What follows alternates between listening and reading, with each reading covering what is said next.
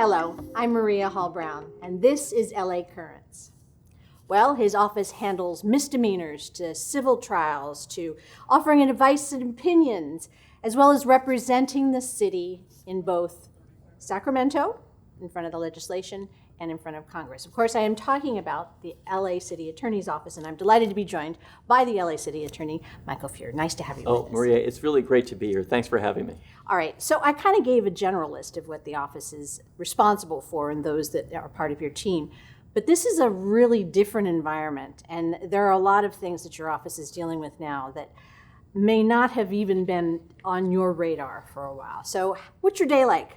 Well, the day is actually unbelievably action-packed, and in a way that is indicative of why I ran for the job in the first place. You know, I ran because I wanted to be the key problem solver in city government on the big things. And boy, do we have a convergence of big things right now. At the moment, of course, in Los Angeles, we're seeing the convergence of several crises that are testing all of us. We see the health effects of the emergency posed by the pandemic. We're seeing the cratering of the economy caused by the pandemic. We're seeing urgent calls for racial justice and equity in every institution and how we grapple with violence, including the risk between police and people on the street.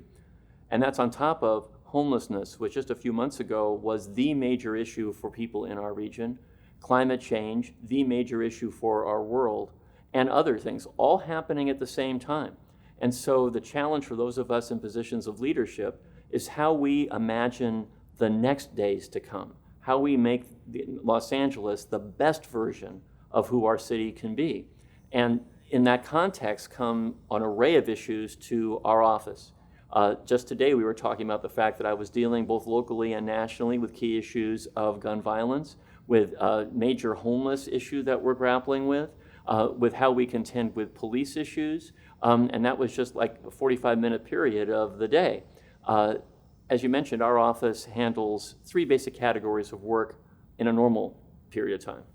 We write all the laws in the city and advise the city agencies and the city council and the mayor on every legal issue. So pretty much every issue in Los Angeles is in our office. Then we litigate. We defend the city when the city is sued, and sometimes use those as opportunities to make things better because the city's made a mistake. We want to change that around. We have a really robust risk management process that we've initiated to try to prevent lawsuits in the future. We sue on behalf of the people of the state or the city. We've seen that recently when it comes to the COVID crisis. Our office, I think, is the most effective in the nation right now when it comes to grappling with all aspects of the COVID issue. And then we prosecute. We're one of the nation's largest prosecutorial offices. But that doesn't mean business as usual. I've tried to make our office one of the leaders in the nation when it comes to criminal justice reform, which to me means this. How do we reduce recidivism so crimes are less likely to occur in the future, and at the same time turn around the lives of people, especially low-level misdemeanors whose crimes we often prosecute? Those are opportunities for us to change the trajectory of somebody's life and change the community for the better. So that's what our office works on, which is to say it's a full agenda. I was going to say, you just listed an encyclopedia's worth of information, but you've also had to make these decisions in a very rapid fashion, probably faster than normal. I mean, even just with the protesters and with those that are arrested in the peaceful protest, you made the decision that they are not going to have to do anything in that regard. Well, here's what we did. On the one hand, we have people who looted, committed acts of violence and vandalism. And those individuals need to be prosecuted. And we have a number of such cases that we're prosecuting right now.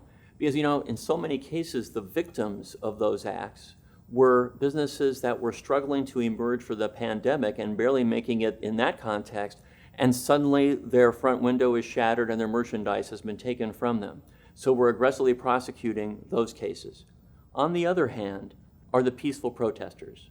Thousands of people were arrested whose only violation was a curfew violation or failing to follow an order to disperse, for example, in a crowd. We need to listen to the protesters. The peaceful protesters are saying some very valuable things right now. And so I decided in my office that we're going to do this.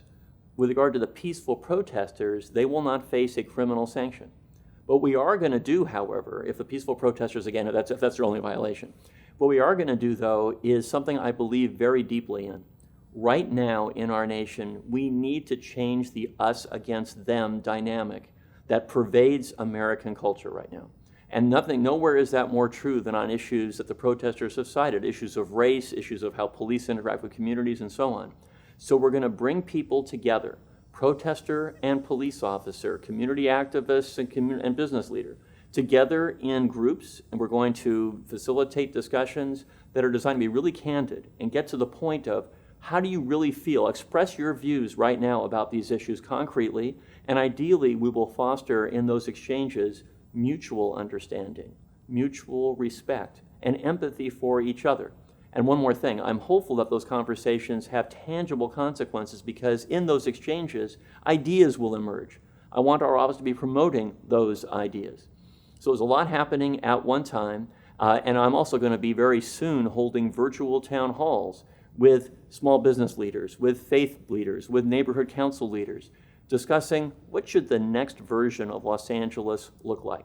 Because I think when some people talk about returning to normal, others would say normal wasn't nearly good enough. It wasn't equitable, it wasn't sustainable, and it wasn't just. And so I want to help fashion what the future Los Angeles looks like so that all of us can say this was a very tumultuous time, but we are the better for it. Okay, so I'm going to get a little detailed with you here. Is that part of the, is that those that were arrested, this is mandatory for them to participate in this group discussion?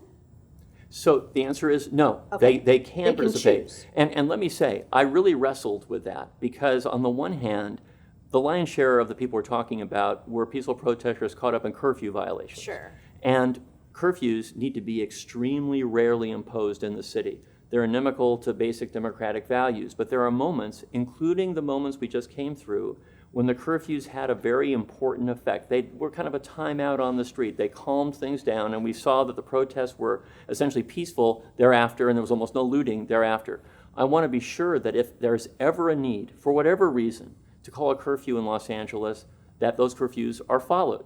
So that would have militated in favor of making these mandatory discussions. Sure. But on the other hand, if people are going to come to a discussion and they're forced to be there, that's not going to be as productive a conversation, even if they come. And if they don't come, that would have implied that we want to prosecute them. And for what it's worth, I don't think that peaceful protesters ought to have prosecutions on their records. So on balance, I felt it was important for us to convene these conversations on a voluntary basis and draw in protesters and leaders of the protests, as well as police and others, as we fashion the formats of these. Let it be an inclusive discussion from the very beginning as we decide what the narrative is going to be about.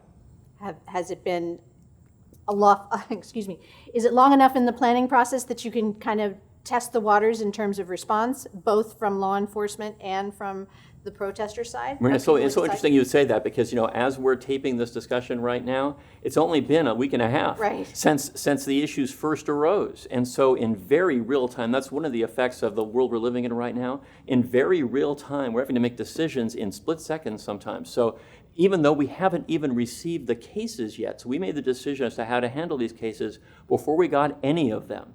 And so, no, we're still at the early stages of planning this, but I have reached out to advocates for the protesters already to say, I'm inviting you to participate. We talked to the police department and so forth. And what's very interesting, Maria, too, is I have gotten unsolicited emails from people in the community saying, I saw what you're doing, I want to help. Oh, cool. One key leader in the faith community wrote me an email who said, no task is too small to ask me. So I just thought it was very interesting. I think that there is a hunger right now for forums in which we can come together. Because I got to say, again, us against them, not our future. Us together, that's where our future lies. I have spent some time, as we were talking about earlier, with a contingent of really intelligent, dynamic, involved youth. And there was an incredible amount of pessimism on their side that things will actually change. That there's a lot of jargon, there's a lot of verbiage, there's a lot of talk, and that the promises may not be fulfilled. What kind of assurances can we offer people who have actually stood up and yelled and walked and demonstrated how painful this is, that people in your position or people in positions of authority or governmental agencies are actually going to fulfill all of this intent and make it actual, real, and tangible in their lives. It's a really important challenge. I understand that skepticism because these kids are old enough to have lived through the issues around Ferguson just a few years ago. Absolutely. And there was a moment, and the moment basically left. And then one African-American person after another, most of them male, has been killed at the hands of some law enforcement jurisdiction somewhere in the United States. And at some point, you have two different things happening at once. In African-American households, you hear, oh my God, it's happened again. Can you believe that this continues to happen in America? What do we have to do to be treated with enough respect to have our lives treated fairly? And on the other hand, you have white households and Latino households and Asian American households, some of whom might be saying, yeah, it happened to me. But in a lot of those white households, people are saying, maybe there is something going on here. Because this drumbeat of issues at some point is being paid attention to, and we see that there's some points of real optimism here. Look at the demography of who's participating in the protests. It's a rainbow of people from different racial and ethnic backgrounds, different genders and so forth, on the street together. So I think it would be naive for any of us to think that automatically there will be the change that is being called for now that is so necessary. It's going to require really hard work. But one sign that's positive is the coalitions that are surrounding the need for change are bigger and reflect a much broader racial diversity than ever before. And I do think that the presidential campaign that we're entering into right now, the election cycle, is going to help fuel that, because I think that it's going to sharpen the debate in this country between those who feel that we can turn back the clock and should ignore the calls for justice, and those who feel that the time has long passed for us to grapple with those issues. So I think on many levels, it's going to be very hard to let go of things. I've seen already there's a bill in Congress pending, for example, right now, that would initiate some major reform. And I'm hearing Republican and Democratic lawmakers saying they're open to at least some change right out of the box. So the students are right. They should hold us to account, but they shouldn't just stand by and watch. They should know by now that being spectators doesn't get it done. And that's a great civics lesson for the rest of their lives, I think, is that I think so many injustices persist in our society because people get tired, people get caught up in their own day-to-day lives, and they often watch. Right. This is a moment to say, if you are not actively involved in making the world better, you're complicit in allowing it to continue to languish. Now is the time to step in. And that actually mirrors a lot of what they were saying too, and they're very active. But amidst all of this, you and all of us have been dealing with a global pandemic and arenas in which we have no choice, and arenas that have, caused your office to have to make some decisions. And I know that one of the things that was very important to you and your office is protecting those who are safer at home, but maybe not safer at home. And so you incorporated into the whole vernacular, people outside of who you would normally think would have an outcry about noticing that somebody is suffering from domestic abuse or elder abuse, et cetera. How is that programmed work? How did it come into your mind, and has it been successful? Well, domestic abuse is never something that you can use that word around, but how did it work, and how did the grocery store clerks respond to you, and are you keeping that going and all that kind of thing? Yeah, great question. So you're talking about our Behind Closed Doors campaign. Exactly. And let me elaborate on how this came to be. So we're 3 months or so into the pandemic now. And earlier on, maybe a couple months ago, month and a half ago, we noticed that reports for certain crimes at home, domestic violence and child abuse in particular, were down. In mid-April, for domestic violence, down by about 13%. Reports of child abuse down by nearly 50% here in Los Angeles. I'm very skeptical that those diminished reports reflect a diminution in acts of violence to a domestic partner, a spouse, or kids. So if we're not seeing a meaningful decline in those events, those crimes, what's going on? And we feel as though, although there's no data to support this for sure, that it's because people are reluctant to report, feel they can't report, are concerned about the consequences. So we need to change that. We established behind closed doors with the district attorney, the Grocers Association, and the school district. A kind of unusual combination. I asked, why is that coalition put together? And for this reason. We said we want to try to alert people to the importance of reporting, to the fact that there are resources to help you, that you are not alone. We decided that for someone who's trapped with an abuser in their house, the one place they might be allowed to go to get out is to get food at one of two places, either a grocery store or an LAUSD food distribution site. So we partnered with those two groups and arranged for resources, information to be at those locations, so that if I'm someone being victimized by domestic abuse, I would learn, for instance, I don't need to make a phone call to 911 if that's too conspicuous. I can text 911 and police will come to my door. I'm worried the pandemic has reduced shelter options. No, there actually are shelter options available to me. I have a place to which I can go. The courts are closed. Well, no, actually for emergency protective orders, you can get an emergency. Though that's the kind of information that we thought would lead people to say it is not fruitless for me to report if I'm being abused. There is absolutely no way for me to establish cause and effect, but I will say in the week after we highly publicized this program, reports of domestic abuse went up. Now that doesn't mean, you might say, why is that a good thing? If you suspect that the reason that the reports were down was only because people were uptight about making the reports, an increase in them suggests something closer to people are now knowing they can assert their rights. So, I think this, and by the way, the campaign's also around, as you said, friends and neighbors, others in the community, looking in, what's going on here? If they hear a noise, if they hear some major a violent event occurring next door, to report that as well. As I said earlier, in a different context, if you are merely a spectator to something that is terrible that is happening nearby, you're complicit in the continuing of that problem. And so we're trying to get people alerted to their roles. Maria, at the end of the day, right now, if I can cut through all this, we have obligations to each other as a society. If you're going to go out in public, have a mask on. Don't, if not for you, for the person you're coming in contact with. If you have a neighbor and you can hear screaming from next door and the slamming of doors or something worse than that, you cannot stand by quietly and watch that. This is a moment to recognize that we need each other. And if there's a deeper theme here, I don't know what it is. And there are those that need us even more if they're innocents, and you're making sure guns are locked up at home, because that is something that I don't even know if it would even cross the mind, but now that you have children at home all the time, to make sure that they are protected, because how horrible that a child would be a victim of gun violence in their own home. One of the aspects of gun violence that is most preventable is when kids get a hold of someone else's gun. And let's look at that for a second. There are many contexts in which that could happen.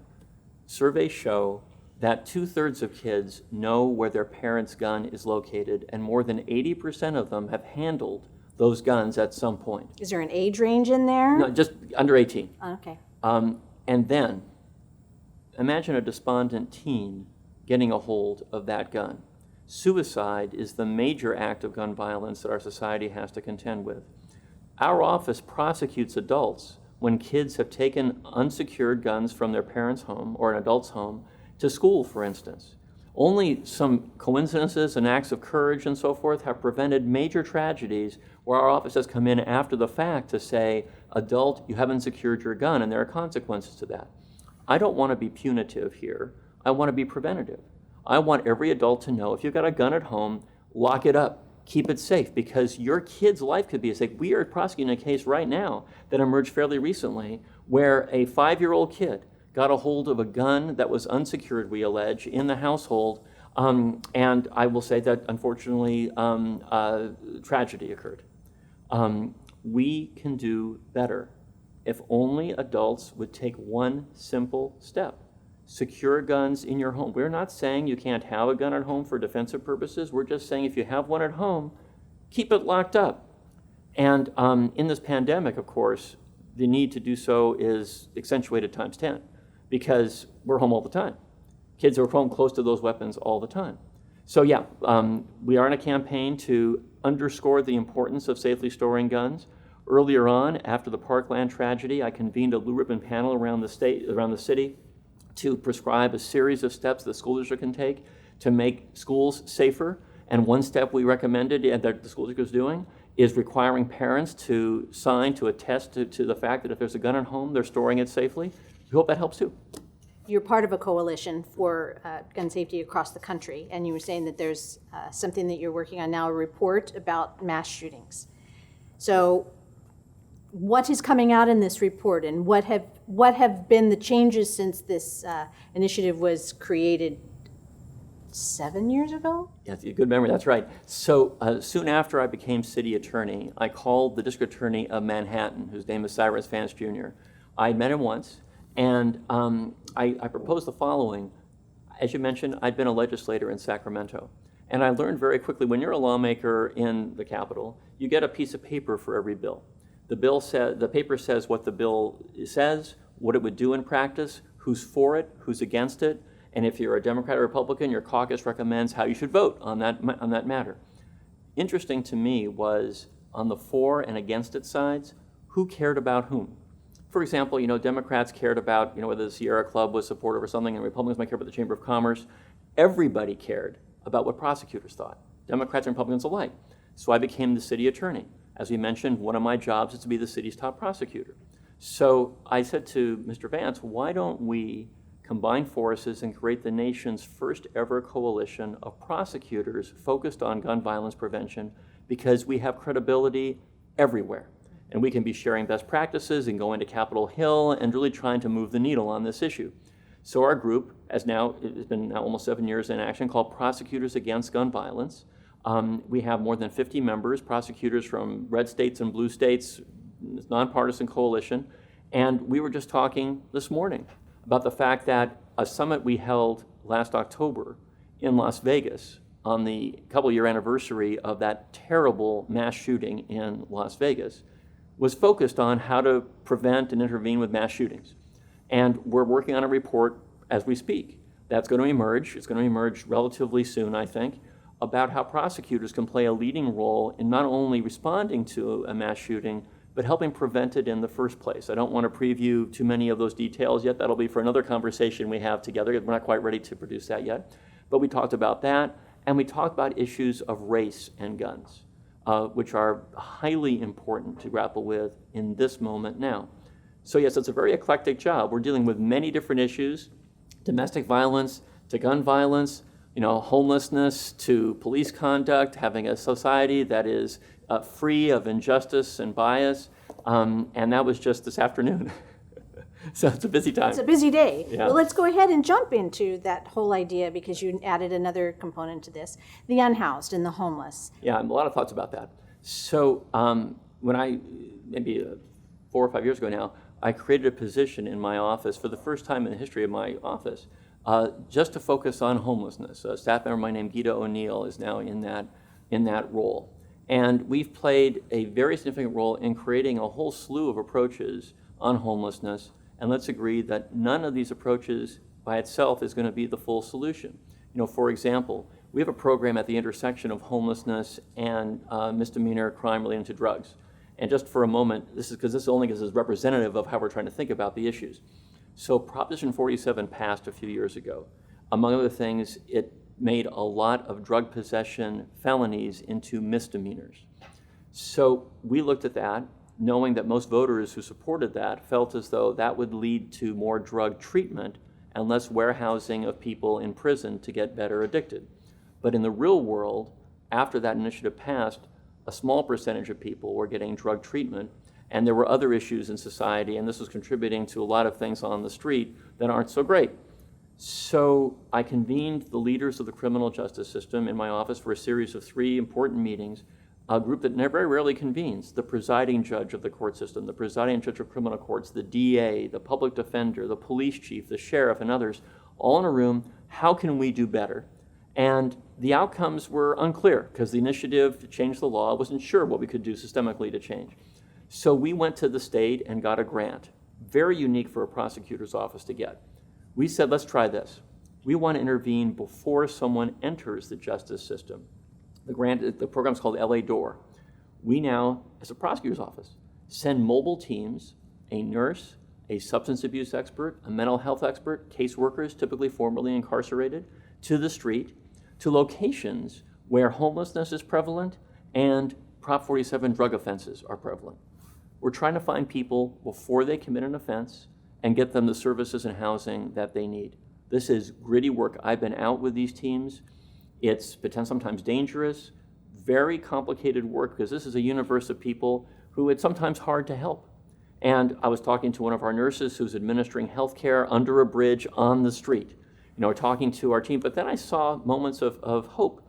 We were in a homeless encampment early in the morning, and the people in the encampment did not know we were going to be coming. We're walking down a path, and I was trying to maintain a respectable distance from one of our caseworkers, talking to a woman coming out of her tent.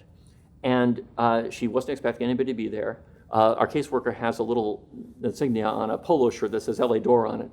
And she's talking to him, and she looks at him and she says, "Oh, I know who you guys are. You're the ones who actually help people." Oh. And I could hear her from a distance accepting services where clearly she'd been offered before and had never followed through. Sometimes it's going to take that one-on-one change to happen. We have a number of programs, which include things like going after medical facilities whom we allege have dumped patients on Skid Row, homeless people. Many other programs. We have a program that erases citations and fines and warrants that are preventing homeless people from getting jobs or services or a place to live. We have a whole panoply of things we're doing. But in a city where we have 36,000 unhoused people and 27,000 of whom on a given night don't have a place to live, we have to be working on a grand scale. And I know that residents aren't seeing progress on their streets. And we don't have time today, but I have some views about that kind of the way that progress should look. The pandemic makes it harder. It makes it harder because you can't put a lot of people together in a shelter. Right. It makes it harder because you can't have a tent someplace with many people inside. And we Right. need to have fairly massive infusions of change on the street. There's some work happening right now that may have offer some promise. The city is working with the county on the possibility of housing several thousand people in the next 6 months. Our office is involved in trying to help that along. At the end of the day, homelessness is a disgrace. In a city of this affluence, to have people who have nothing living on the street never should happen in a million years. And I intend to have our office continue to be riveted, even though we don't have budget control. I don't have authority over the policy decisions now. We are going to continue to contribute to the solution here. We don't have a lot of time left, but I want to ask you a personal question. Sure. Your father was a war hero, and he was also an educator. So what did he teach you? I will say, so my dad died about 4.5 years ago. He was a wonderful person. He was an educator for 60 years or so. Almost till he died. He died at 92. My father was a prisoner of war in Nazi Stalag 17. We're Jewish. Being a Jewish prisoner of war was horrific. He had parachuted very hard and landed on his feet, and as a consequence, couldn't walk very well. At the end of the war, the Russian army was coming to liberate the camp, and the Germans were picking up the camp to run from the Russians, and my dad could hardly walk. They wouldn't give him boots that fit. And so my dad told me when I was a kid growing up that, he could picture a long line of POWs marching across Austria in the snow. And my dad said he was a half mile behind them, holding onto a little cart for stability. He said the Nazi who was guarding him could have shot him at any time and no one would have heard the sound. He was so far behind. And he said to me, when he survived that, and he thought he would never survive that, he said, I'm going to do the most important work I could find. And my dad was a ferociously brilliant guy, could have made a lot of money. That work, he said, was to educate kids there should never be war anymore. And that lesson is especially important now, I think, for us. We should all be striving in some facet of our lives to find the most important work in the world and get it done. If in some facet of my career I'm able to find a way to do that, that'll honor my father's memory. That's a perfect note to end on, Mike. So thank you very, very much. I know we could have talked for another few days, but you have a very busy schedule, so I gotta let you go. Thank you so much for giving me the privilege to be here, Maria. Thank you. All right. And that's a wrap on this LA Currents.